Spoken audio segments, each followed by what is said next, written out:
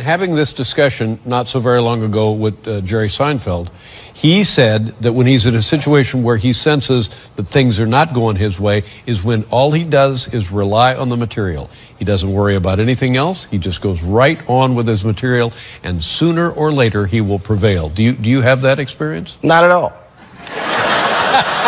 No. Do you still get nervous when you do shows, or this is a piece of cake to you? Well, one time it didn't work out. Yeah, and sometimes it don't work. You know what it's like? And Donnell, you can attest to this. When people ask me, like, do you get nervous when you go on stage? It's like asking a pilot if he gets nervous before a flight. I might hit some weather. Yeah, I might hit some weather, but I feel like normally we land the plane. I don't think we've ever not landed. Maybe Detroit, but other than that was done. I mean, you know, being a celebrity, your realm of getting in trouble is worse than the average person. Mm-hmm. You know what I mean? Like, the average dude gotta go out and look for trouble. I'd be sitting around mind my own business, and dude come up, hey man, you're Dave Chappelle. I'm like, yeah, what's up, man? Hey, I got 12 naked bitches in a hot air balloon. You trying to roll with me? This game has gone off the rails. This is insane to have you losing control of your show. I'm not losing control. I hope not. It's too late. It's too late now. Yeah, don't lose your show. Here we go. I feel very lucky that I got to know him. Mm-hmm. I feel like he's a very large part of the reason that I got to be successful. Mm-hmm. Like, literally, he changed my life just by saying, I fought Rick James many times. We were like, what? He fucked Rick James. Fought Rick James. Oh, I thought you said that too. Charlemagne, Jesus Christ. I don't know what accent that was. Whoa. I don't normally do this, but it was Jessica Simpson. I said, let me just see, you know, what's going on. So I went up, I'm like, hi, Jessica Simpson. I didn't know what to say. I'm like, my name's Dave Chappelle. I was like, I'm on TV too. Yeah. And she was like, I know who you are. And I was like, I knew it, bitch. I didn't say that to her. So did you go to a psychiatric hospital? In South Africa? Yeah. Who? I'm only asking because I need to ask. I gotta get people thinking, all right, who goes from America to Africa for medical attention? The reason most people have a show and then don't have a show is because they say, well, we don't want you to have a show anymore. But that wasn't the case here.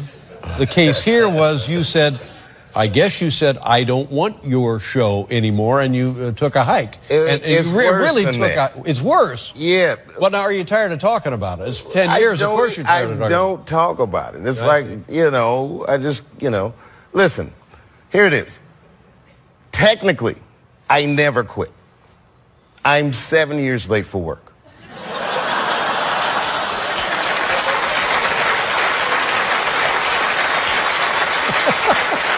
My son was back then. I have another son that's coming this weekend. Oh yeah? Yes, we're gonna have a swell time. Do they enjoy living? Do they enjoy living in Ohio? Yeah, they don't know any different. Like, they love it. You know. He didn't mean it like that. He didn't mean it like that. I sat back down. As a matter of fact, I was finishing my soup up, and she was leaving. This was crazy. She came up to me as she was leaving. She was like, "Bye, Dave Chappelle. It's nice to meet you." And she gave me some sugar, just a little. She gave you a kiss? Yeah, which was crazy, because I opened my mouth a little bit. I was in Portland, Maine. Mm-hmm. Okay. Do you remember that? And, yeah. And I was walking in the mall, and I guess you guys had been there an hour before me, so they just thought I was like a lost route. They were like,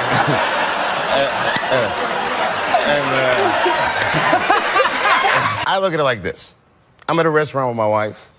It's a nice restaurant. We're eating dinner. I look across the room. I say, you see this guy over here across the room? He has $100 million. And we're eating the same entree.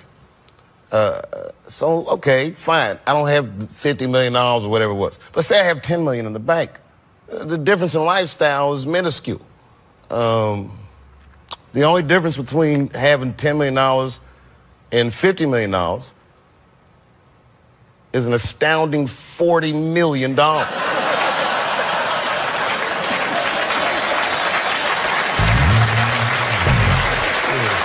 old were you when you started? I was 14. Your mom let you go gig at 14? She used to have to take me in the beginning. I can't really say it on television. She would critique my act on the drive home, which was a very long ride. You don't want to hear your mom say, like, those jokes need to be cut and all that stuff. I saw your baby, very nice. God, baby's, how old's the baby now? He's 18 months now. Oh, that's very cool. He can't quite talk yet, but that's what I'm waiting for. Yeah. For him to talk. Yeah. Because whenever you ever had a conversation with a guy that lived in your balls, you know?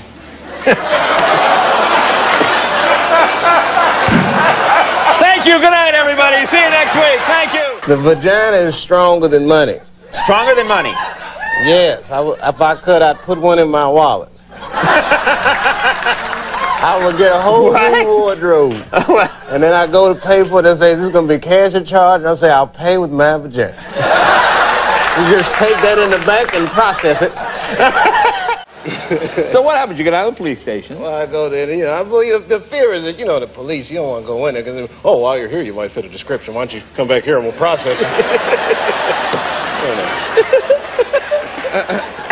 I don't want to get put in the lineup, you know. You know the lineup. I know the lineup, yeah. And especially if it's one of them good lineups where all the guys kind of look like you. You be in the line like, oh my God, they do kind of look like me. Yeah. Were you actually in the lineup? Oh yeah, I've been in the lineup before. I would try to change my face and stuff like, you know. And a lady actually almost picked me. She was like, wait a minute, this guy, he looks familiar. It's like, bitch, I've been on television. Be careful, man. You know, I learned about London. I didn't know they called cigarettes fags over there. Yeah, you gotta kind of know that before you go. Yeah, I was in a bar and the guy came up to me. I'm dying for a fag. Like, ugh, man. Why are you telling me this? Like, am I in the wrong bar? How old is your baby? Nah, yeah. How old is your baby? She's 2. Oh, okay. She's too old for my baby to fight. To fight? Yeah. What are you talking about? I like baby fights. I like to put them. I like to have them in there with other babies and just mix it up. She's the wrong weight class. The whole Black History Month, I was down south. I know it was crazy. I was scared to go, you know. And I got there and it was not scary at all. It was nice there. Right. And I mean, not to say they don't have racism, but they're comfortable with their racism. Right. Right. You know, morning, nigger. Morning, sir. Boy, that was good. How old were you when you made your first TV development deal? 19. My mother and my grandmother were freaked out. You know, I was the first person in my family not to go to college that had not been a slave. Right.